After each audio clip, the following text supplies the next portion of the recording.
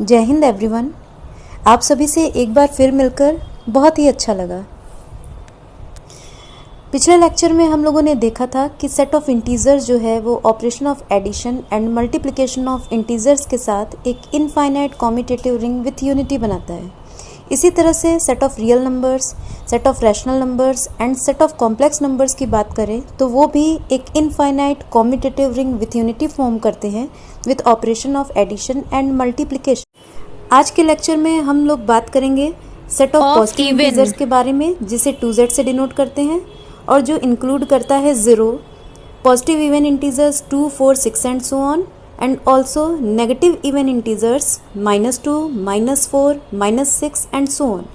ये सेट जो even integers का है ये कॉम्यूटेटिव रिंग तो है with operation of addition and multiplication of integers, but ये z जितना लकी नहीं है क्योंकि इसके पास z की तरह मल्टीप्लिकेटिव आइडेंटिटी नहीं है। इनफैक्ट हम कह सकते हैं कि सेट ऑफ इवन इंटीजर्स जो है वो एक infinite commutative ring without unity है with operation of addition and multiplication of integers. चलिए देखते हैं सेट 2z कैसे प्लस ऑपरेशन के संग एक एबलियन ग्रुप फॉर्म करता है। हम कोई भी दो इवन इंटीजर्स लेते हैं और उन्हें ऐड करते हैं तो जाहिर सी बात है कि एक इवन इंटीजर ही मिलेगा। इस बात को किसी भी दो इवन इंटीजर्स को लेकर उन्हें ऐड करके चेक किया जा सकता है। एसोसिएटिव लॉ भी सेट ऑफ इवन इंटीजर्स के अंडर होल्ड करता है। कोई भी तीन even integers 2a, 2b and 2c अगर हम लेते हैं तो हम देखते हैं एसोसिएटिव लॉ की कंडीशन जो है इसमें होल्ड करती है। इस बात को भी किसी तीन इवन इंटीजर्स को लेकर आसानी से चेक किया जा सकता है। अब आते हैं इंटीजर 0 के बारे में, जिसे हम कह सकते हैं कि ये एक इवन इंटीजर है क्योंकि इसे हम 2 मल्टीप्लाइड 0 के फॉर्म में भी लिख सकते हैं। और यही एलिमेंट 0 जो है वो क्या है, एडिटिव आइडेंटिटी है ऑफ द सेट 2z।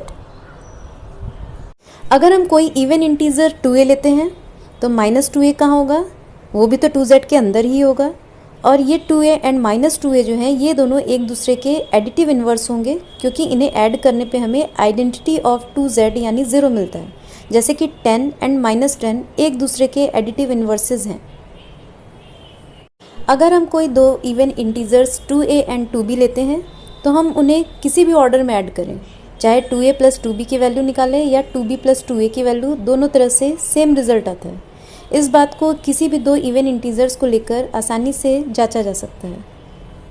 चलिए देखते हैं सेट 2z मल्टीप्लिकेशन ऑपरेशन के संग कैसे सेमी ग्रुप बनाता है। कोई भी दो इवन इंटीजर्स लीजिए और उन्हें मल्टीप्लाई करिए, रिजल्ट में हमें एक इवन इंटीजर ही मिलेगा। जैसे कि दो इवन इंटीजर्स 8 एंड -4 को मल्टीप्लाई करने पे हमें इवन इंटीजर -32 मिलता है। एसोसिएटिव लॉ जो है वो भी 2z के अंदर सेटिस्फाइड है फॉर डॉट। कोई भी तीन even integers 2a, 2b and 2c लीजिए और आप देखेंगे कि मल्टीप्लिकेशन ऑपरेशन के लिए एसोसिएटिव लॉ की कंडीशन सेटिस्फाइड है इन 2z। इसे भी किन्हीं तीन इवन इंटीजर्स को लेकर आसानी से चेक किया जा सकता है। सेट ऑफ इंटीजर्स की तरह ही सेट ऑफ इवन इंटीजर्स के अंदर भी जो ऑपरेशन ऑफ मल्टीप्लिकेशन है वो डिस्ट्रीब्यूट होता है ऑपरेशन ऑफ एडिशन पे from left hand side as well as from right hand side. So finally 2z जो है वो प्लस एंड डॉट ऑपरेशन के संग एक रिंग फॉर्म करता है। मल्टीप्लिकेशन ऑपरेशन की जो दूसरी प्रॉपर्टीज़ हैं जैसे commutative law for multiplication and existence of multiplicative inverse, चलिए उन्हें भी एग्जामिन कर लेते हैं in the set 2z of even integers.